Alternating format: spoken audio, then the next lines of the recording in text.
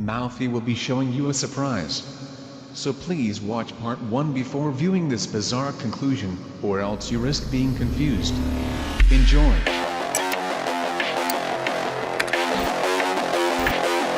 It lays the predicate and the foundation for the development of a weather satellite that will permit man to determine the world's cloud layer and ultimately to control the weather, and he who controls the weather will control the world. And he who controls the weather will control the world. Lasers? Really? To change the weather? Gradually build up in the stratosphere these fine particles. Any version of the solar geoengineering will have unexpected side effects. Air Force document.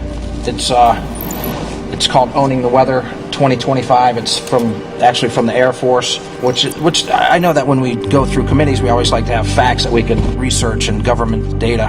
What you're looking at is a bill that was introduced to the Rhode Island State Legislature by Representative Justin Price called the Geoengineering Act of 2017. The same bill, written differently, has been submitted for review 2 years in a row by Rhode Island Representative Karen McBeth. This, I believe, is the third year that I've submitted this legislation, and I think since the first year that I did submit it, certainly I've gotten a lot more correspondence, and I believe you probably have as a committee. And as you just saw, Representative Price provided the DoD document Owning the Weather in 2025 as a piece of data to be analyzed in conjunction with the bill. One citizen who knows Dane Wigington personally briefly testified on the importance of this legislation in combating solar geoengineering as a process he states is already widespread in the state and occurring all the time. I'm not a scientist, I'm not an expert. I am, however, a lifelong Rhode Islander. I'm a family man, a businessman. I think what the bill does is it allows us to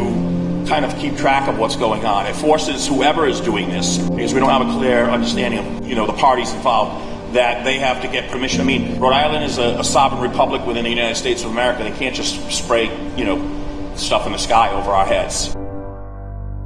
The bill defines geoengineering as the intentional manipulation of the environment, involving hazardous activities that can harm human health and safety, the environment, and the economy. The bill is not, however, a ban on that definition of geoengineering, but would make it illegal to perform such activities without a license. The bill does not provide any names of aviation companies or even one person who could substantiate that certain secretive geoengineering techniques are taking place on a massive scale. But I suppose that would defeat the purpose of its secrecy. And because the writers of the bill cannot say one way or the other who was doing this or when it's being done, it's been rewritten as a precautionary measure, rather than, as it was written initially, a statement of fact. It does give me pause that these two representatives have maintained their advocacy on this topic, and makes me wonder if they know something we don't. But if they did, why not use that information to influence the committee? But more importantly, what if the DoD document that Representative Price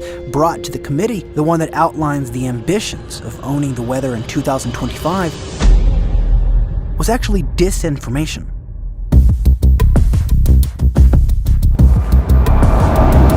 Why would the Defense Department release to the public their ambitions for a future military capability, knowing that once it gets released, it's moments away from being analyzed by their enemy? Some have theorized that they actually scaled down their weather control capability in this document to quell the expectations of the enemy, claiming that when the document says they'll only have the ability to use lightning or thunderstorms, they're actually hiding a capability that far exceeds that. But just as the Defense Department does not release public information of their secret projects until, of course, they unveil them, in my view, weaponizing the climate seems like it would operate under the same secrecy as the stealth bomber, for example. This is not to say that this definitely is disinformation. I'm simply providing you arguments some have given to show that it is. And seeing how this muddies the waters, are there other, more reliable areas of inquiry that can point to weather control as a reality?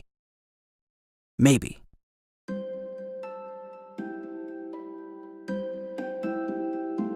Tesla was a genius whose intelligence bordered the miraculous. He had an eidetic memory, being able to view his inventions like vivid photographs in his head. He was the fourth of 5 children, a futurist, and invented a plethora of technologies we still use today. And although he was arguably the most prolific and world-changing inventor of the 20th century, after the failure of his most high-reaching invention, the Tesla Tower, he faded into obscurity, dying broke, senile, and practically unknown. Nikola Tesla had perhaps thousands of other ideas and inventions that remained unreleased, with some saying the FBI raided his home and stole them shortly after his death. A look at his hundreds of patents shows a glimpse of the scope he intended to offer, one of which, some purport, can be found in the specifications of HAARP.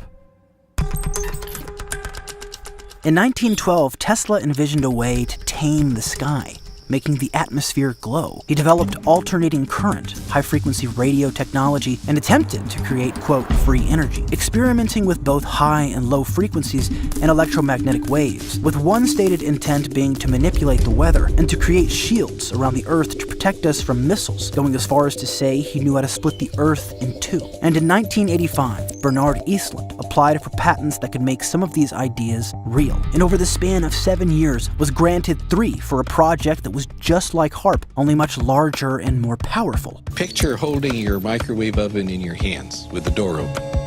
Then you can move it around and send those microwaves different directions. And for these applications where I wanted precise control of where the power was, I felt that was the best type of antenna to use. And that is the kind that HAARP has built.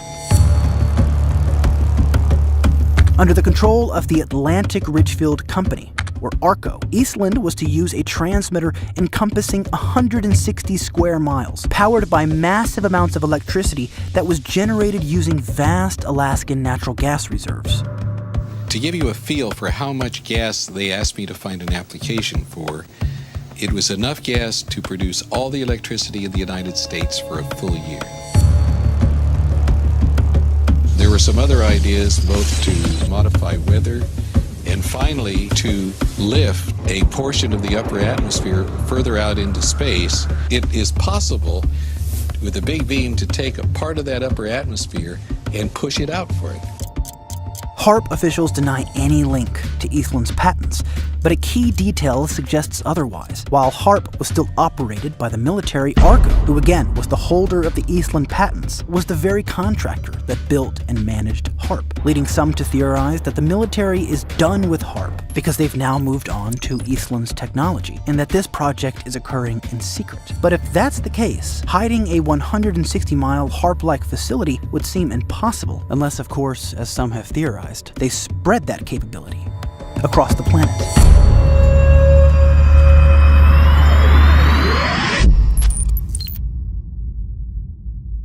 It seems like quite the hubris to assume that man can control the weather, but the intentional manipulation of the climate, of which we have so much evidence, is in fact going on and being documented. It's the so-called undocumented cases of geoengineering and the scale of which these supposed secret operations are being carried out I'm cautious of believing. Not because I don't think it could be true, but because of the lack of evidence that it is true. One should also be careful not to automatically equate weather modification, such as the ability to create clouds and rain, with the ability to control hurricanes or steer tornadoes. Given the statements from Tesla and multiple scientists throughout the years, if one wanted to utilize a form of weather control, it appears that utilizing control of the ionosphere is a key ingredient. So the attempts by more mainstream websites like Wikipedia, who criticize all who honestly evaluate HAARP's initial intentions as people who are not to be taken seriously. This move is either dishonest, lazy, or reflective of an over-reliance on appeasing the mass interpretation of these projects. Admittedly, I'm more confused about this topic than I was when I began, and I'm left with more questions than I've tried to answer. But one thing is for certain: we should be wary of those, like the physicist David Keith, because the world he wants to build is the world chemtrail conspiracy theorists have been worried about for decades. Only this new world of mass, transparent geoengineering would need no conspiracy to be true. One need no conspiracy to worry about those seemingly in charge of the weather. So if I made a decision, or if it was a collective decision to do a geoengineering program, and you put, say, the kind of program I think makes more sense to put about 1 million tons a year in, but let's say, you might end up killing many tens of thousands of people a year as a direct result of that decision. Now, it's true that as part of doing that, you would hope that the overall benefits of human mortality would be so that you would save many, many more people than that.